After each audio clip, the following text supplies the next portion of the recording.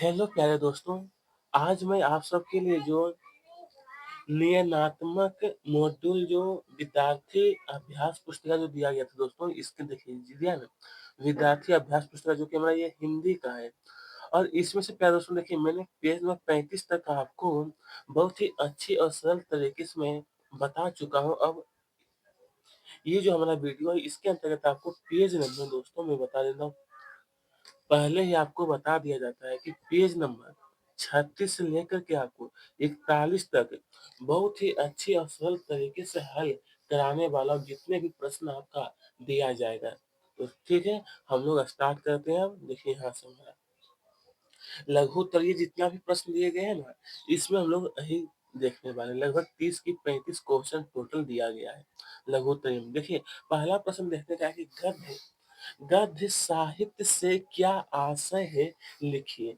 तो आइए दोस्तों इसका जो आंसर लिखना है इसके लिए मैंने एक प्यारा सा नोट्स रेडी किया हूँ।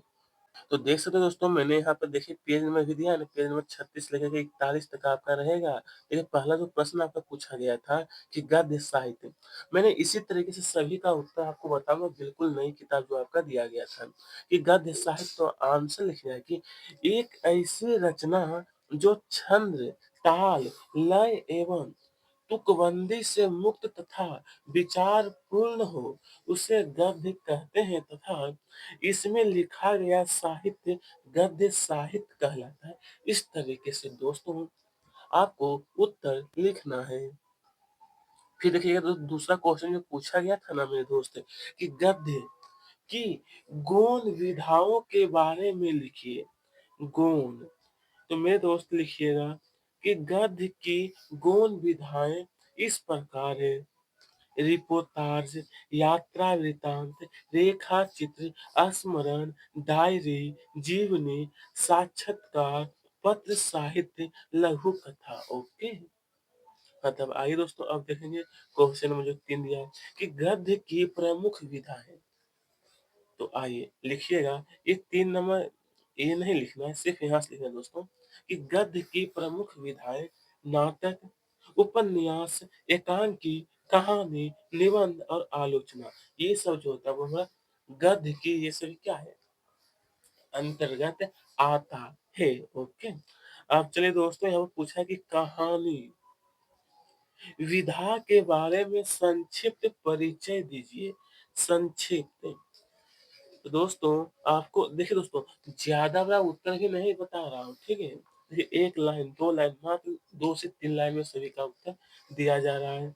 लिखिएगा आप लोग कि कहानी गद्य की प्रमुख विधा है। यह किसी घटना, भाव, संवेदना आदि की मार्मिक व्यंजना करती है। इसका आरंभ और अंत बहुत कलात्मक तथा प्रभावपूर्ण होता है। ठीक है, आइए दोस्तों अब देखेंगे क्वेश्चन में जो 5वें का है कि निबंध लेखन की 2 विशेषता, कम से कम 2। तो लिखिएगा कि निबंध लेखन की विशेषता, पहला विशेषता आपको लिखना है, एक अच्छे निबंध में संक्षिप्तता, एक सूत्रता तथा पूर्णतः जैसे गुण विद्यमान होते हैं। दूसरा जो दिया है, निबंध लेखक को पूर्णरूक्ति से बचना चाहिए तथा अपनी बात को तर्कपूर्ण ढंग से व्यक्त करना चाहिए। ठीक है, इस तरीके से प्रिय दोस्तों आपको आंसर नोट करना है। चलिए नंबर 6 में कहा है कि गद्य की विधाओं का सामान्य परिचय लिखिए। सामान्य परिचय, तो आइए ये 6 नंबर जो दिया है, तो ये 6 नंबर नहीं, सिर्फ यहाँ से लिखना है कि हिंदी गद्य की अनेक विधाएं रूप है जो निम्नलिखित है। इसके अंतर्गत आपको ये सभी लिखना है मेरे दोस्त कि निबंध, नाटक, एकांकी, उपन्यास, कहानी, जीवनी, आलोचना, स्मरण, रेखा चित्र, रिपोर्टाज। ओके, और भी देखिए यहाँ पर कुछ दिया है आपको। नंबर 11 में हो गया गद्य काव्य बारे में आत्मकथा, 13 डायरी, नंबर 14 में पत्र साहित्य, यात्रा वृत्तांत और भेंट भेंट वार्ता। उसके बाद मेरे दोस्त यहाँ पर जैसा कि हमसे फिर पूछा है कि यात्रा वृत्तांत के बारे में लिखिए। तो लिखना है कि यात्रा वृत्तांत वह विधा है जिसमें लेखक किसी विशेष स्थल की यात्रा का ऐसा सजीव वर्णन करता है कि पाठक पढ़कर ही ऐसा अनुभव करने लगे जैसे वह उसी स्थान के सारे दृश्य स्वयं देख रहा है, स्वयं ही। चलिए अब हमसे कहा गया कि व्यंग्य विधा का परिचय, व्यंग्य विधा का परिचय लिखिए। तो दोस्तों लेना कि व्यंग्य एक साहित्य की विधा है जिसके माध्यम से व्यंग्यकार जीवन की विसंग विसंगतियों, खोखलेपन को दुनिया के सामने उजागर करता है। अब आइए दोस्तों नंबर 9 में कहा गया कि एकांकी की कोई दो विशेषता लिखिए। तो दोस्तों लिखना है कि एकांकी की विशेषता, पहला पॉइंट होगा कि एकांकी प्रायः एक ही घटना या जीवन की एक ही संवेदना पर आधारित होती है, ये पहला हो गया। उसके बाद फिर दूसरा पॉइंट में लिखना है कि एकांकी में कथा का विकास अत्यधिक तीव्र होता है, अत्यधिक तीव्र। आइए अब नंबर क्वेश्चन में जो 10 में पूछा गया हमसे प्रश्न कि डायरी विधा का समान परिचय लिखिए। तो मेरे दोस्त लिखना कि डायरी विधा में निजी अनुभव प्रतिदिन, और ये 10 नंबर जो आप लोग देख रहे हैं ना दोस्तों, ये जो प्रश्न यहाँ पे थोड़ा सा हालांकि ये नहीं लिखना है, ठीक है, मैं आपको बार बार बताने का प्रयास भी कर रहा हूँ, ठीक है। होने वाली घटनाओं का विवरण, तथ्य संग्रह, संपर्क में आए व्यक्तियों, नए अनुभवों, नए स्थानों, नई घटनाओं आदि का संक्षिप्त विवरण होता है, ठीक है। नंबर 11 फिर पूछा है हमसे कि प्रेमचंद्र के साहित्य की दो विशेषता। तो दो विशेषता लिखना है, तो उत्तर होगा कि प्रेमचंद्र के साहित्य की विशेषता। तो मेरे दोस्त पहला विशेषता आपको इस तरीके से नोट करना है कि प्रेमचंद्र की रचनाओं में जन साधारण की भावनाओं, परिस्थितियों और उनकी समस्याओं का मानक चित्रण मिलता है। उसके बाद मेरे दोस्त दूसरा पॉइंट जो लिखना है कि प्रेमचंद्र हिंदी के युग प्रवर्तक रचनाकार हैं। उनकी रचनाओं में मनुष्य ही नहीं, पशु पक्षियों को भी अद्भुत आत्मीयता मिली है, ठीक है। ओके अब आइए हम लोग फिर देखने वाले हैं नंबर, ताकि प्रेमचंद्र की भाषा शैली जो है इनकी विशेषता। तो चलिए लिखिएगा कि भाषा, प्रेमचंद्र की भाषा सरल व सहज है। उनकी रचनाओं में तत्सम तद्भव अरबी एवं फारसी शब्दों का प्रयोग हुआ है। शैली, ये तो हो गया भाषा, और ये शैली में लिखना है प्रेमचंद्र की शैली भावात्मक एवं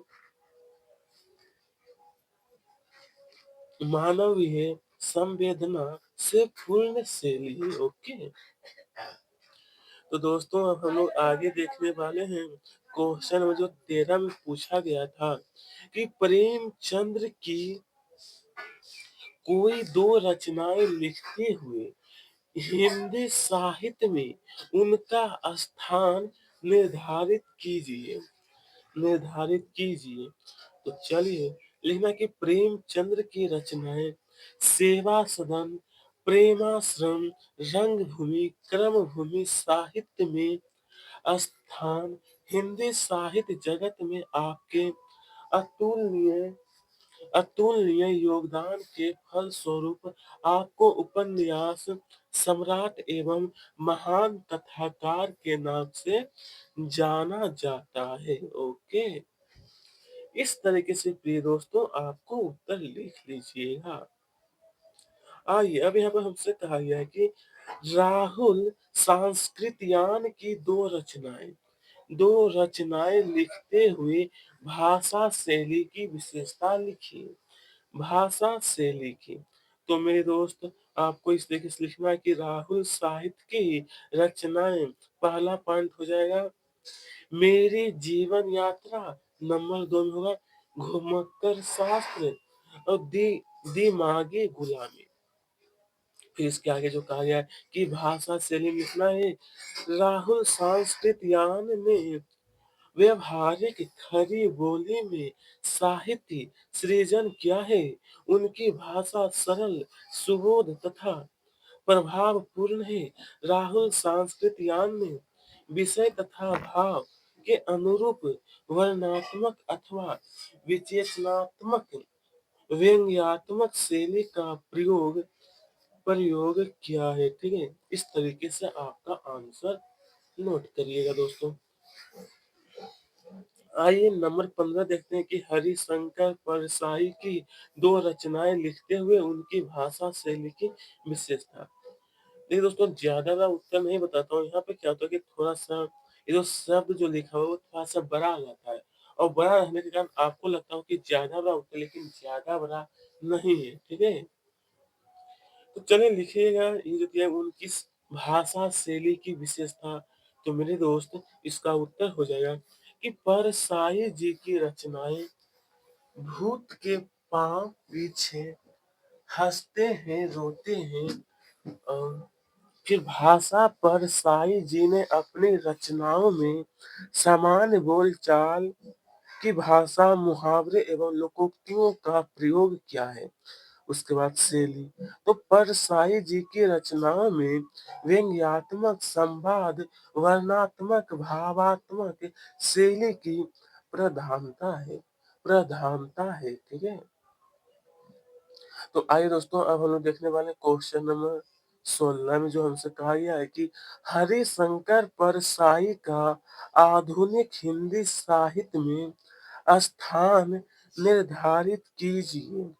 तो चलिए लिखना है कि हरिशंकर परसाई ने समाज, राष्ट्र तथा मानव हित को ध्यान में रखकर जो रचनात्मक व्यंग किए हैं वे अनुपम है। अनोखे अंदाज में व्यंग करने वाले हरिशंकर परसाई का हिंदी साहित्य में विशिष्ट स्थान है। कैसा है दोस्तों? तो विशिष्ट स्थान। अब दोस्तों यहाँ पर क्या है, क्वेश्चन नंबर 17 देखेंगे कि महादेवी वर्मा की दो रचनाएं एवं उनका हिंदी साहित्य में स्थान लिखिए। आखिरकार उनका हिंदी साहित्य में स्थान, तो मेरे दोस्त लिखिएगा महादेवी वर्मा की रचनाएं जो है वो है निहार, नीरजा, रसीम, यामा। हिंदी साहित्य में स्थान, महादेवी वर्मा अपने साहित्य, व्यक्तित्व एवं अद्वितीय कृतित्व के आधार पर हिंदी साहित्य के आकाश में गरिमामय पद ध्रुव तारे की भांति अटल है। ओके, अब आगे हम लोग देखेंगे। तो आगे आपका होगा कि व्यक्तित्व एवं अद्वितीय कृतित्व के आधार पर हिंदी साहित्य की आकाश में गरिमामय, इस तरीके से पूरा आंसर आपका हो चुका है ये भी। अब चलेंगे प्रिय दोस्तों, हम लोग आगे का प्रश्न देखेंगे।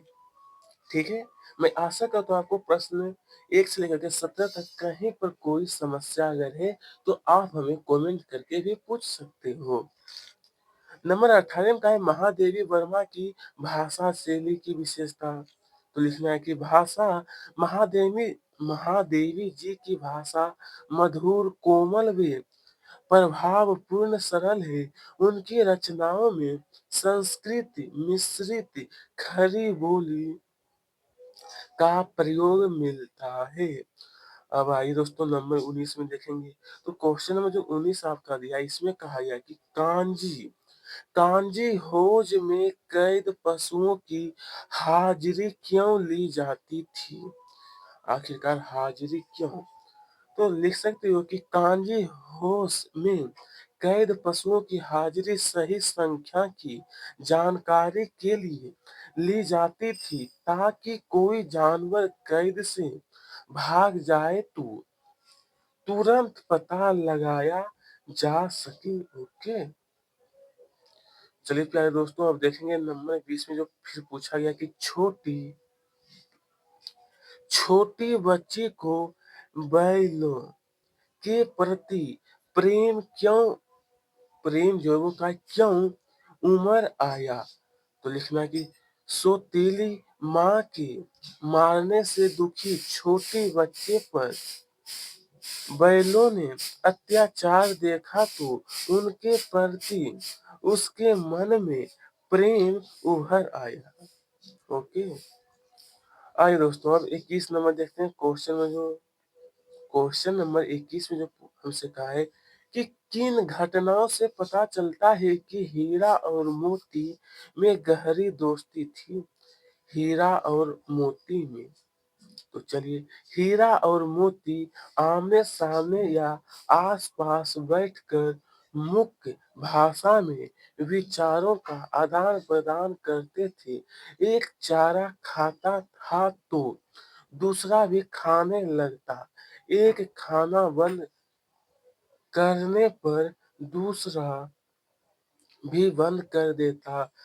हाल या गाड़ी में चलते समय हर एक चाहता कि उस पर ज्यादा वजन आए।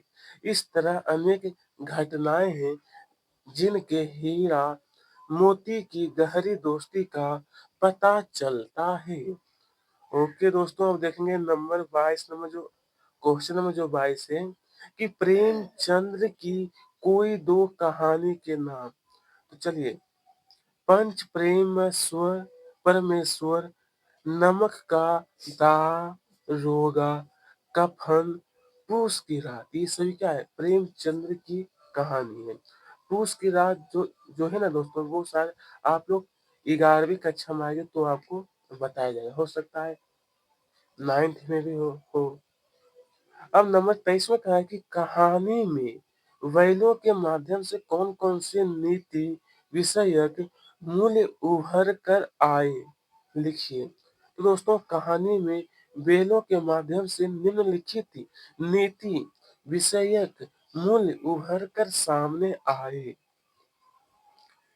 तो दोस्तों, इसमें पहला पॉइंट आपको नोट करना है कि विपत्ति के समय हमेशा मित्र की सहायता करनी चाहिए। आजादी क्या है? अमूल्य है। तीसरा पॉइंट होगा, आजादी के लिए हमेशा सजग एवं संघर्षशील रहना चाहिए। कैसा दोस्तों? तो हमेशा ही संघर्षशील। आइए दोस्तों, अब यहाँ पर पूछा है क्वेश्चन नंबर 24 में कि तिब्बत के लोग क्या लेकर घूमते हैं? तो मेरे दोस्त, हथियार का कानून न होने के कारण तिब्बत के लोग यहाँ बंदूक और पिस्तौल लाठी की तरह लेकर घूमते हैं। ठीक है, अब आते हैं दोस्तों नंबर 25 देखेंगे। तो कहा गया यहाँ पर क्वेश्चन नंबर 25 में हमसे, लेखक ने तिब्बत की यात्रा किस वेश में की है?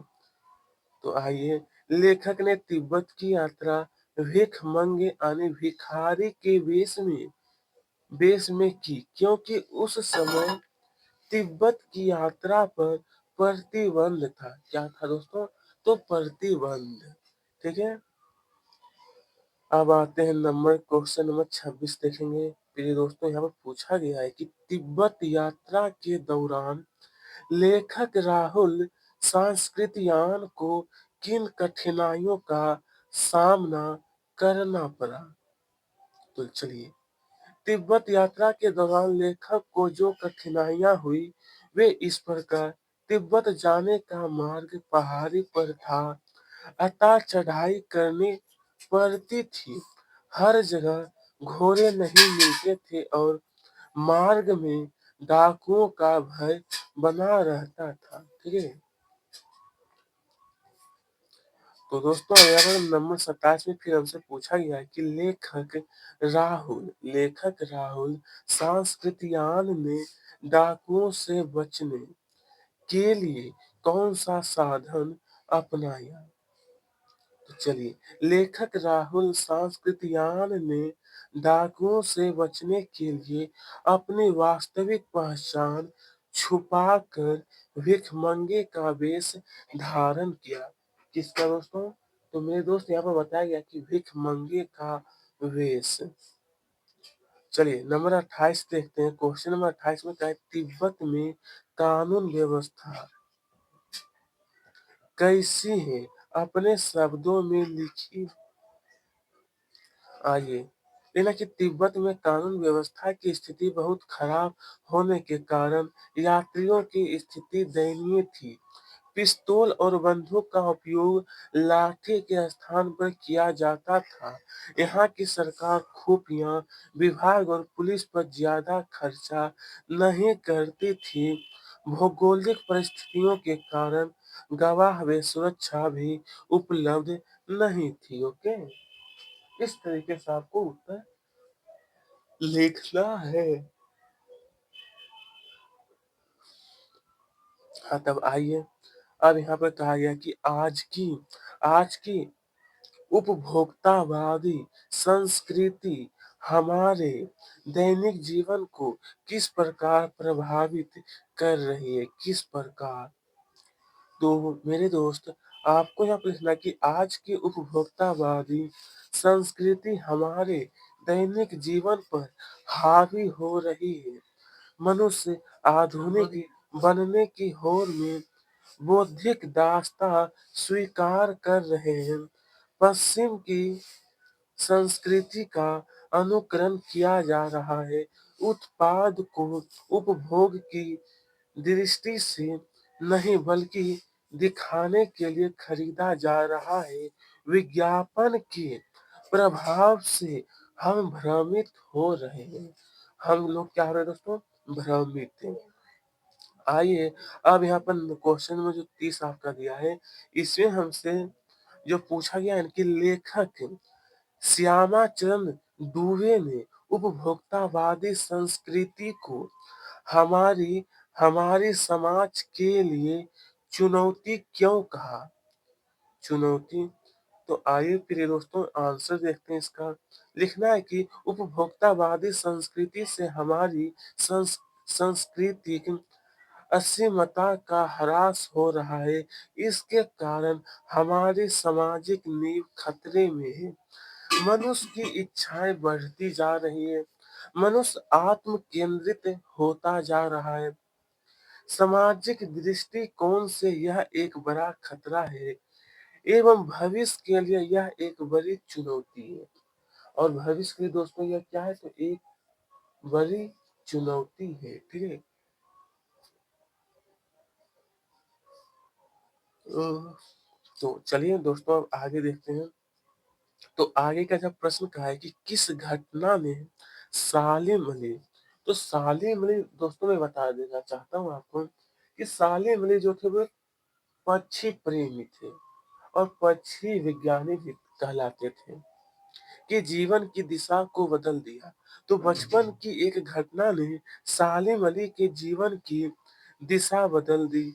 उनकी एयर गन से एक गौरैया घायल हो गई थी। वे गौरैया के बारे में जानने के प्रयास में लग गए और पक्षी प्रेमी हो गए। उसी वक्त दोस्तों सालिम अली जो थे वो पक्षी प्रेमी हो गए। ठीक है? आइए प्रिय दोस्तों यहाँ पर फिर हमसे कहा गया है कि सालिम अली जो थे वो यहाँ पर पूछा गया कि पक्षी प्रेमी कैसे बने? सालिम अली। तो चलिए लिखना है, सालिम अली की एयर गन से एक गौरैया घायल हो गई। तो घायल गौरैया को देखकर उनका मन द्रवित हो गया। वे उसकी सेवा तथा उसके बारे में जानकारी प्राप्त करने में जुट जुट गए। उसके बाद उनके उनके जीवन की दिशा यहाँ पे बताया कि पक्षी जगत की ओर मुड़ गई और वे पक्षी प्रेमी बन गए। क्या बन गए दोस्तों? तो पक्षी प्रेमी। चलिए अब यहाँ पर नंबर 33 में हमसे फिर कहा गया है, सालिम अली ने पूर्व प्रधा पूर्व प्रधानमंत्री के सामने पर्यावरण से संबंधित किन संभावित खतरों का चित्र खींचा होगा कि जिससे उनकी आंखें नम हो गई थी? तो आइए दोस्तों, लिखना है आपको आंसर में। ये कौन सा क्वेश्चन नंबर 33 में है या लिखना है कि पूर्व प्रधानमंत्री के समक्ष सालिम अली ने केरल की साइलेंट वैली को रेगिस्तानी हवाओं के झोंकों से होने वाली पर्यावरण संकट का चित्र खींचा होगा। पर्यावरण से दूषित होने की भयंकरता के कारण उनकी आंखें नम हो नम हो गई होगी। ओके प्यारे दोस्तों, इस तरीके से आपका आंसर होगा। चलिए दोस्तों, अब हम लोग देखेंगे क्वेश्चन में जो 34 में कहा है कि प्रेमचंद्र के फटे जूती पाठ के आधार पर प्रेमचंद्र के व्यक्तित्व की दो विशेषता लिखिए। तो आइए दोस्तों, आपको लिखना है जो मैं बताऊंगा कि प्रेमचंद्र के व्यक्तित्व की विशेषता। पहला पॉइंट यहाँ होगा सादा जीवन, यानी प्रेमचंद्र आडंबर तथा दिखावापूर्ण जीवन से दूर रहते थे। वे गांधी जी की तरह सादा जीवन जीते थे। उच्च विचार, प्रेमचंद्र के विचार बहुत ही उच्च थे। वे सामाजिक बुराइयों से दूर रहे। वे इन बुराइयों से समझौता ना कर सके। ओके दोस्तों, हाँ तो चलिए अब देखेंगे क्वेश्चन नंबर जो आपका 35 में जो हमसे पूछा गया है। लेखिका महादेवी वर्मा ने मेरे बचपन के दिन पाठ में अपनी माँ की किन विशेषताओं के बारे में बताया? अपनी माँ की, तो आइए हो जाए कि लेखिका के माँ की विशेषता, तो यहाँ पर होगा धार्मिक स्वभाव, यानी लेखिका की माँ नियमित रूप से पूजा पाठ करती थी। वे ईश्वर में आस्था रखती थी। संस्कारी महिला, लेखिका की माँ अच्छे गुणों वाली महिला थी जिनका असर लेखिका पर भी पड़ा। किन पर? तो लेखिका पर भी पड़ा। ठीक है, चलिए अब देखेंगे क्वेश्चन नंबर 36 में कहा है, महादेवी वर्मा उर्दू फारसी क्यों नहीं सीख पाई? तो आइए लिखना कि लेखिका को उर्दू फारसी में बिल्कुल रुचि नहीं होने के कारण वह उसे सीख नहीं पाई। लेखिका को बचपन में उर्दू पढ़ाने के लिए जब मौलवी रखा गया और वे जब घर में उन्हें पढ़ाने आए तो लेखिका लेखिका महादेवी वर्मा चारपाई के नीचे छिप गई। ठीक है, इस तरीके से प्रिय दोस्तों, मैंने आपको पूरा का पूरा आंसर एक-एक करके हल करा दिया हूँ। आप लोगों का बहुत-बहुत धन्यवाद कि आप लोगों ने अंत तक मेरे साथ बने रहे। अगर कहीं पर कोई समस्या होती है, मैं यहाँ पर आपको इस तरीके से बताया ताकि आपको राइटिंग में भी समस्या ना हो सके। धन्यवाद आप सभी को।